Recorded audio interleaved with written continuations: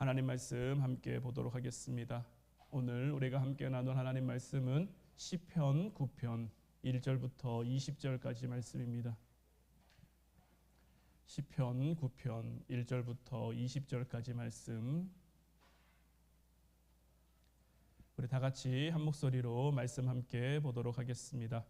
내가 전심으로 여호와께 감사하오며 주의 모든 기이한 일들을 전하리이다.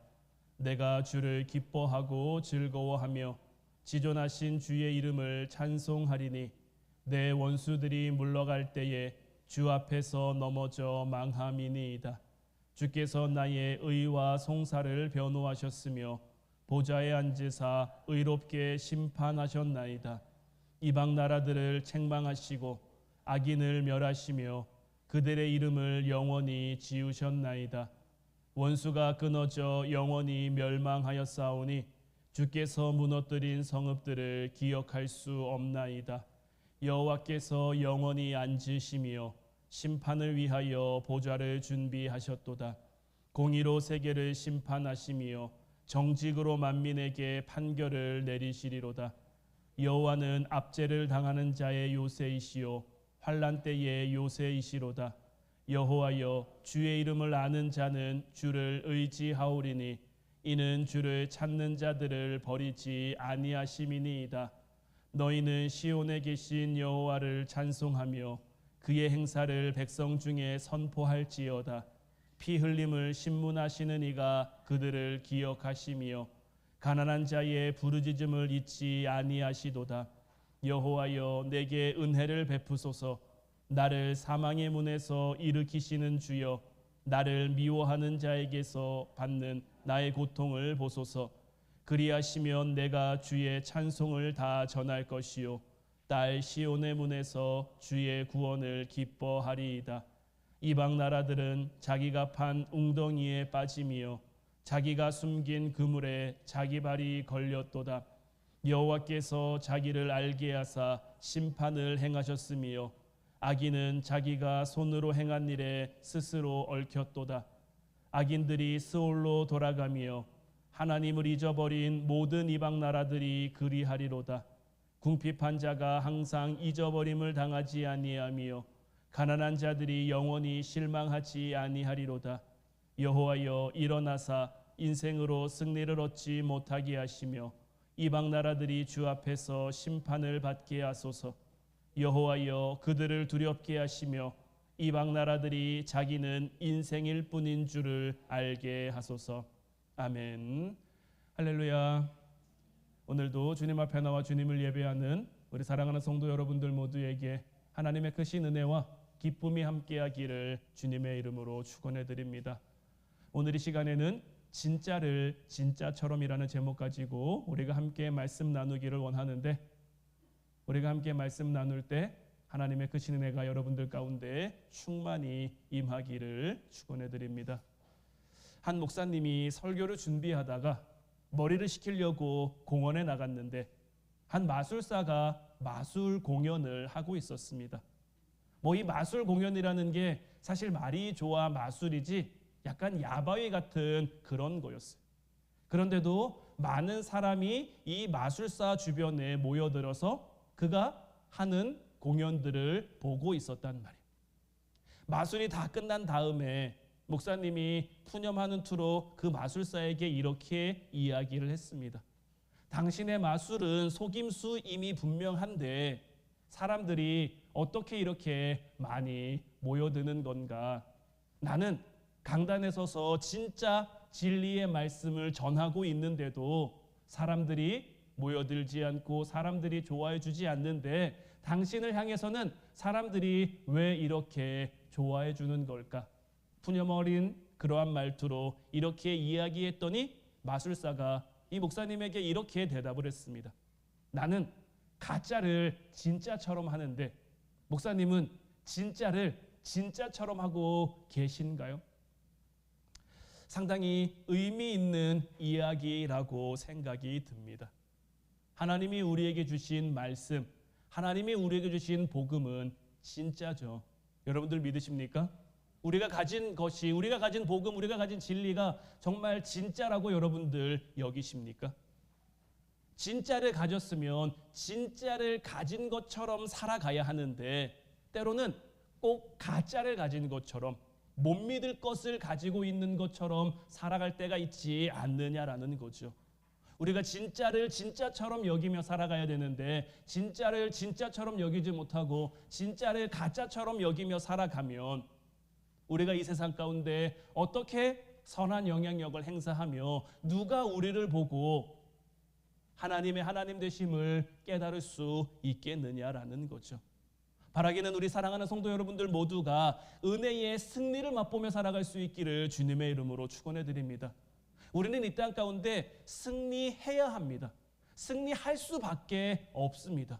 왜냐하면 예수님께서 이미 십자가에서 죽으심으로 말미암아 모든 사망 권세를 다 깨뜨리셨기 때문이죠.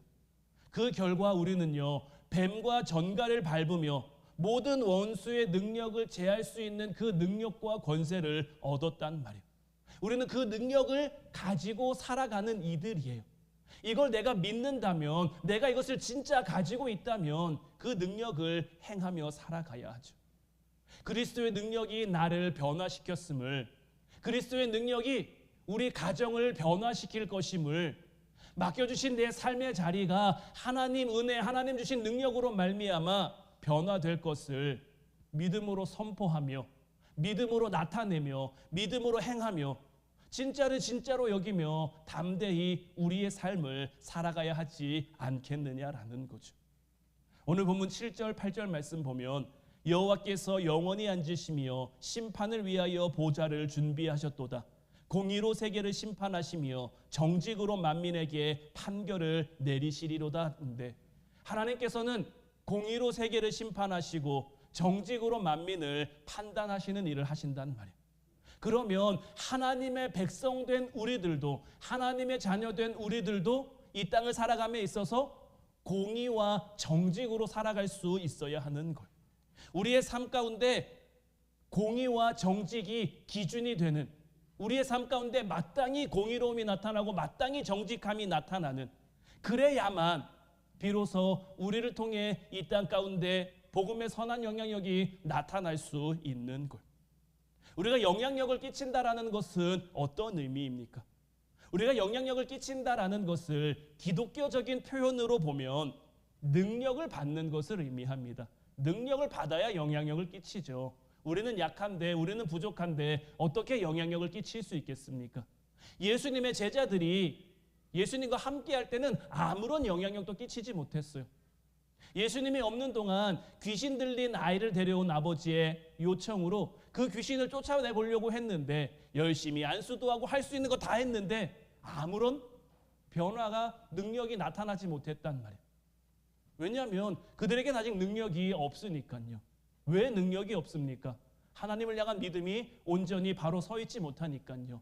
하나님이 진짜를 주셨는데 진짜를 진짜처럼 여기지 못하고 진짜를 가짜처럼 의심하고 불안해하니까, 염려하니까, 걱정하니까 능력이 나타날 수가 없는 거죠.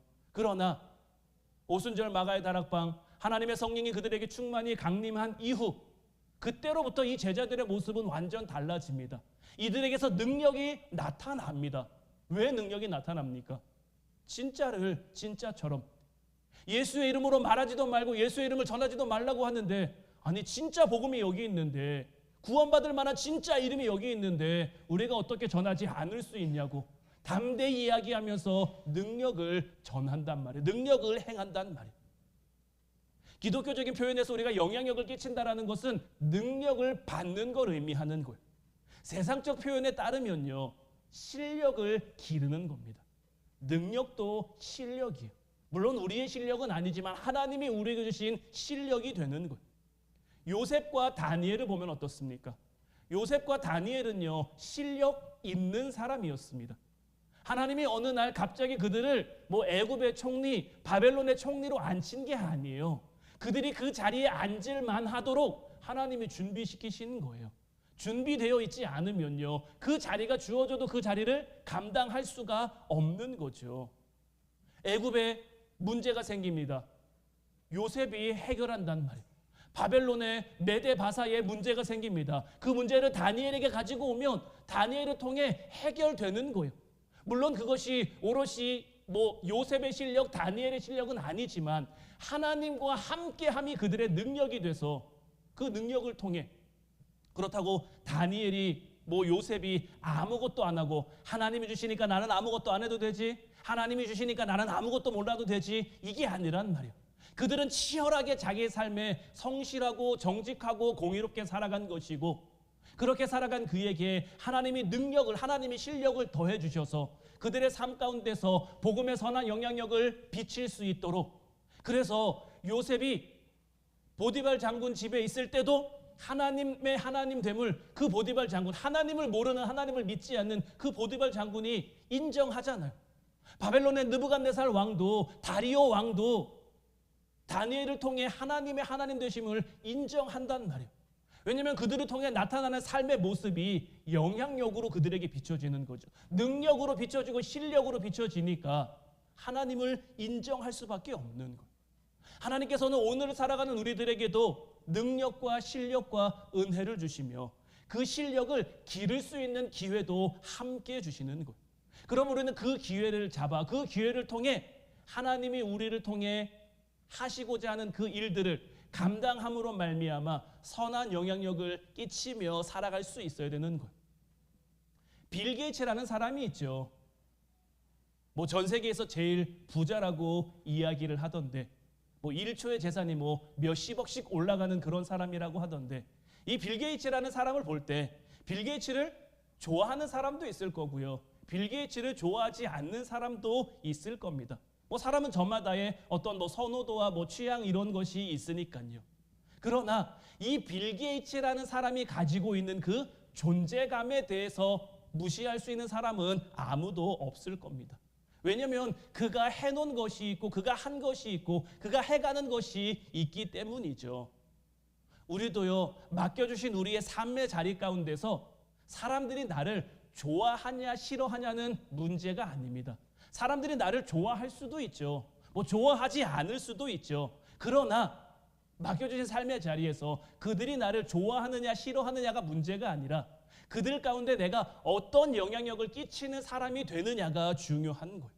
우리가 영향력 있는 사람이 되면요, 능력 있는 사람이 되면요, 실력 있는 사람이 되면요, 그 사람이 나를 좋아하느냐 싫어하느냐는 아무런 상관이 없는 거예요. 사도 바울이 가는 곳마다 예수 그리스도를 전합니다.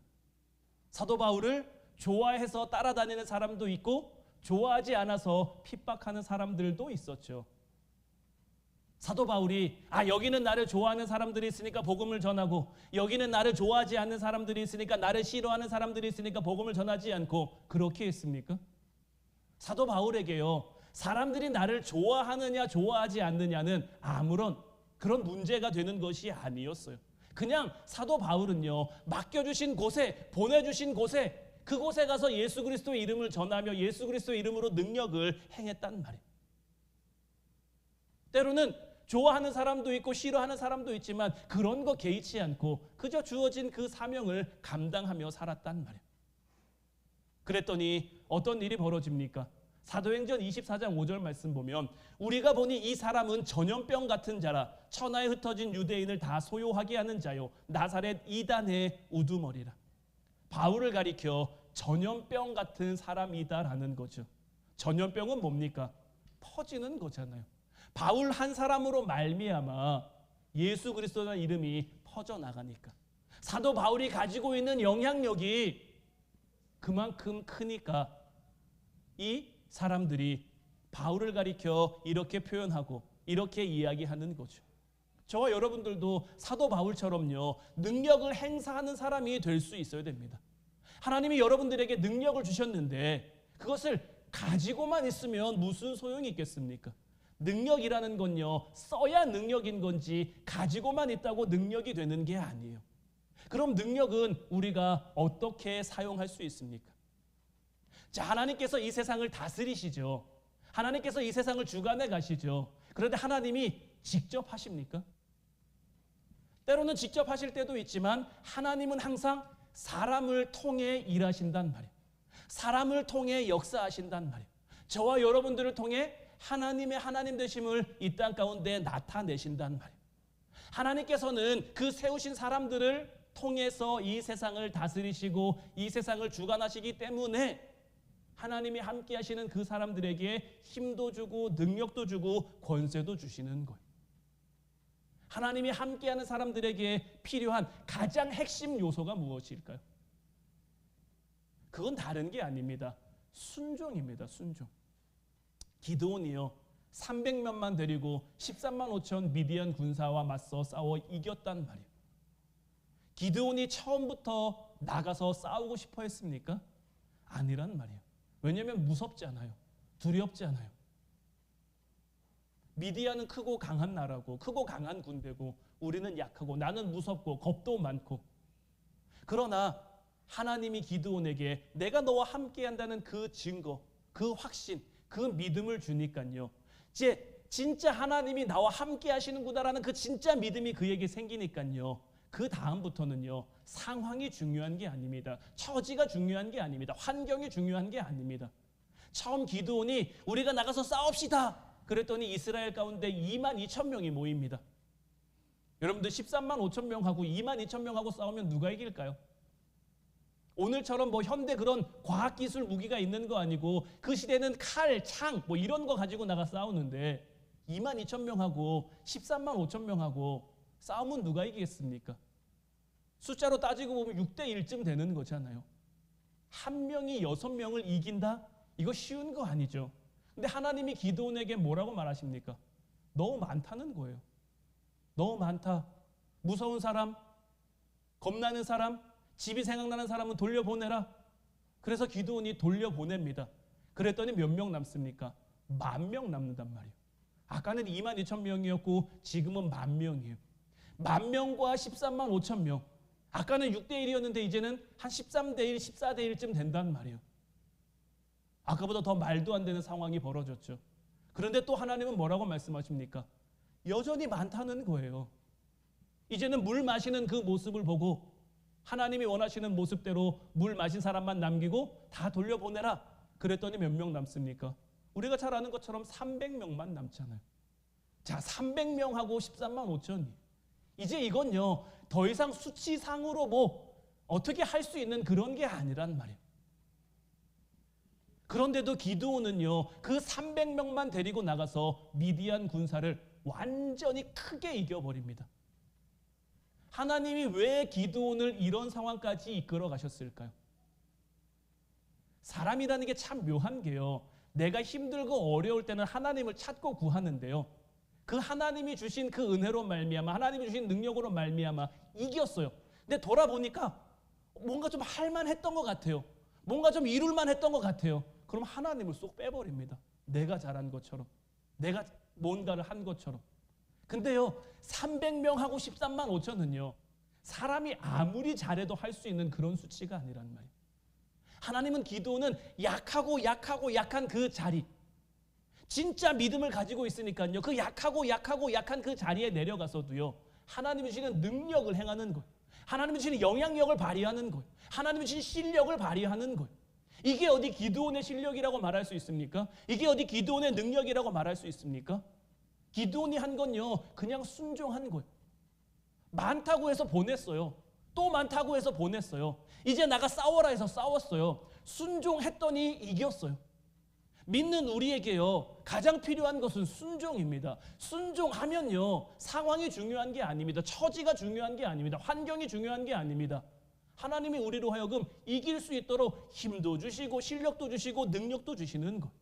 이제 바라기는 순종으로 하나님 앞에 온전히 서가는 여러분들 되시기를 주님의 이름으로 축원해 드립니다. 마태복음 5장 14절 15절 말씀에서도 너희는 세상의 빛이라. 산 위에 있는 동네가 숨겨지지 못할 것이요 사람이 등불을 켜서 말 아래에 두지 아니하고 등경 위에 두나니 이러므로 집안 모든 사람에게 비치느니라. 자, 등불은요 켜서 어디에 두는 겁니까? 말 아래에 두는 게 아니라 등경 위에 두는 겁니다. 왜 등경 위에 둡니까? 그래야 집안 온 사람에게 비칠 수 있으니까요. 하나님 앞에 먼저는 우리가 밝은 사람이 되어야 합니다. 먼저는 하나님 앞에 우리가 빛이 되어야 합니다. 우리가 어둠이면요 아무것도 할 수 없어요. 일단은 우리가 빛이 되어야 하죠. 내가 밝아지고 난 다음에, 내가 빛이 된 다음에는 어떻게 해야 됩니까? 등경 위로 올라가야 되는 거예요. 우리는 세상에 빛이 돼서 산 위에 있는 동네가 숨겨지지 못하도록. 왜? 우리 때문에, 우리가 빛이기 때문에, 우리의 빛으로 말미암아 우리의 빛이 집안 모든 사람에게, 우리에게 속한 모든 사람에게, 우리에게 맡겨주신 모든 사람에게 비치게 하여 그 빛을 비출 수 있도록. 그래서 우리는 하나님이 보내신 곳으로 가야 되는 거예요. 하나님이 맡겨주신 곳을 가야 되는 거예요.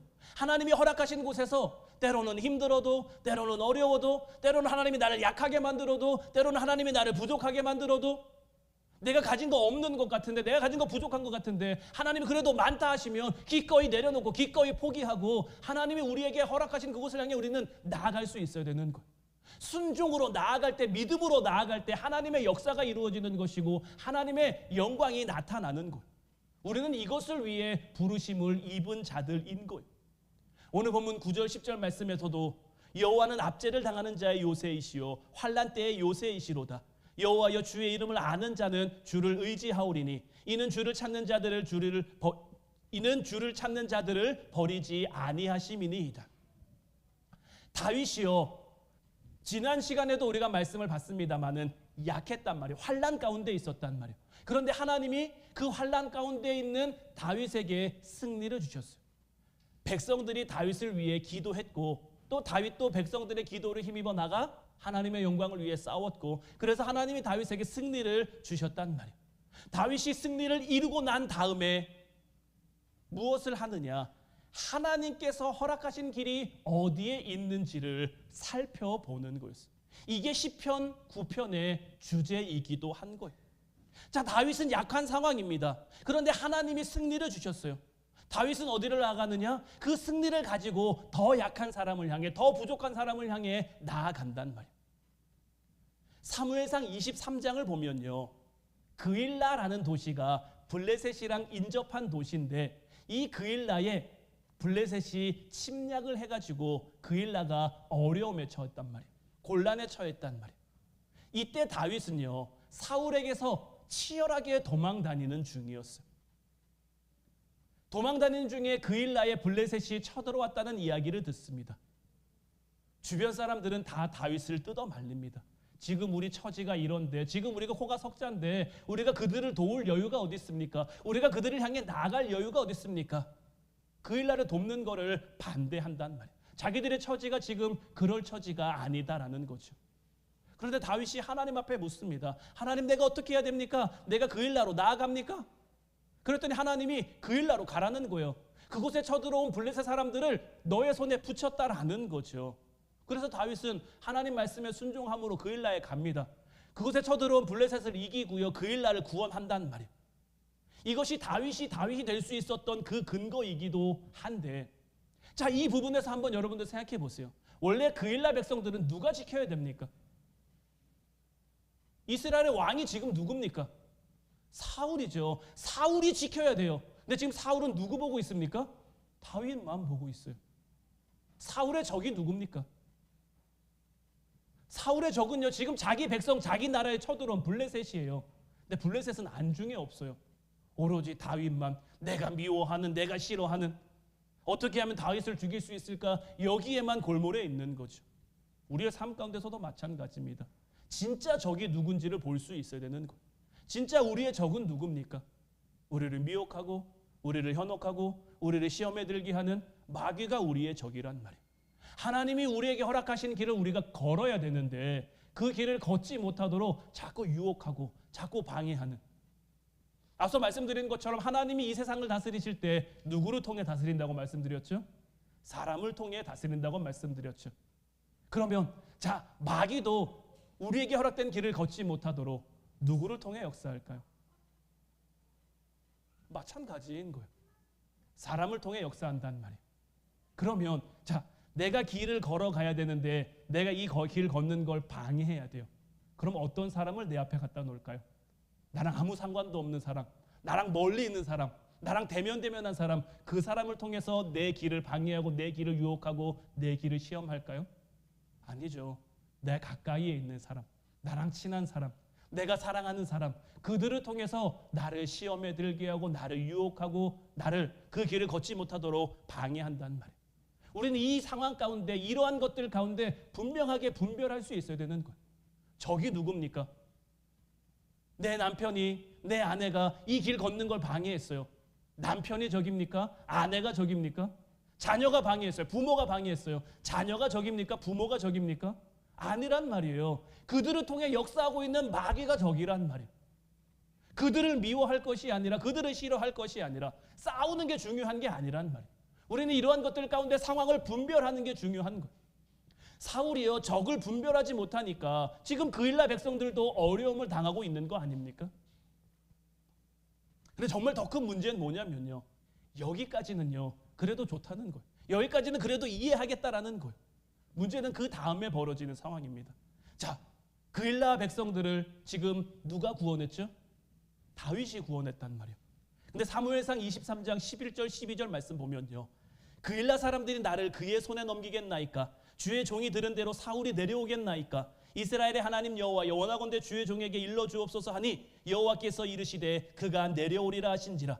다윗이 이르되 그일라 사람들이 나와 내 사람들을 사울의 손에 넘기겠나이까 하니 여호와께서 이르시되 그들이 너를 넘기리라 하신지라.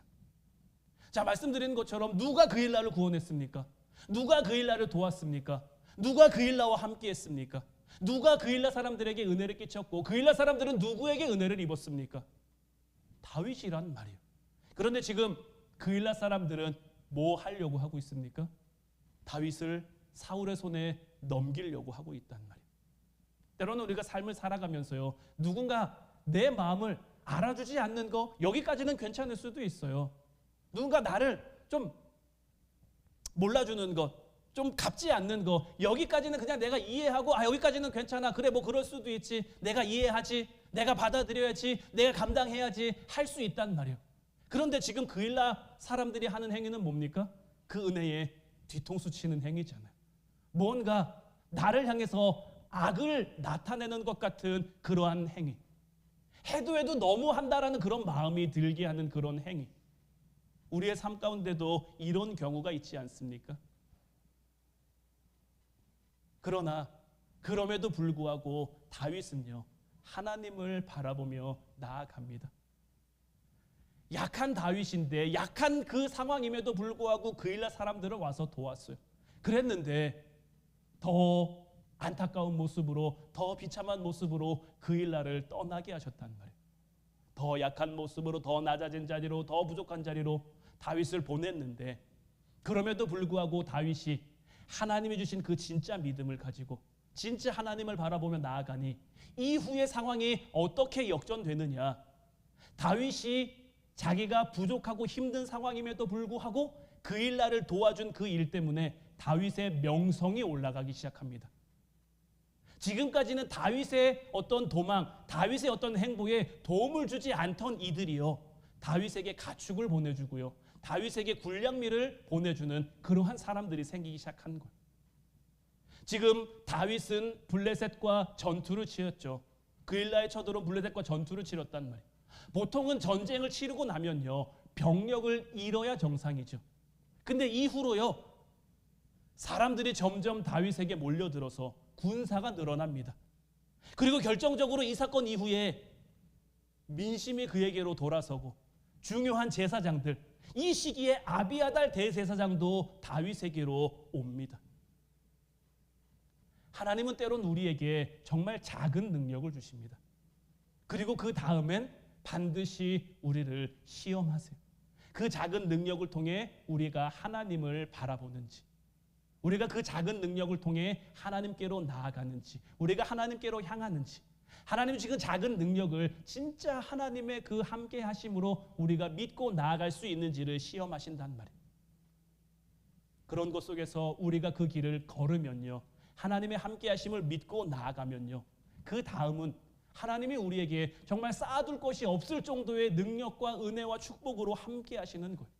왜 그러냐면요, 우리가 하나님 능력의 통로라는 것이 확인됐기 때문인 거예요. 오병이어의 기적도 어떻게 일어났습니까?